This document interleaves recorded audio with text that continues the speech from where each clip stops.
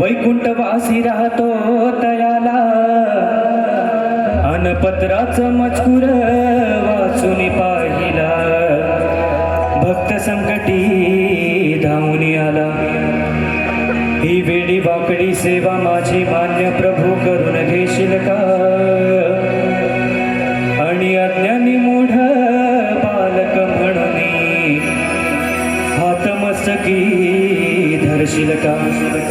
हे तुझे भजन कसे करावे ठाऊक मजला नाही आणि तुझे भजन तूच करून घे कलावान मी नाही कोणी माना अथवा मानू नका यात मुझे काय आणि भगवंताची सर्व लेकरे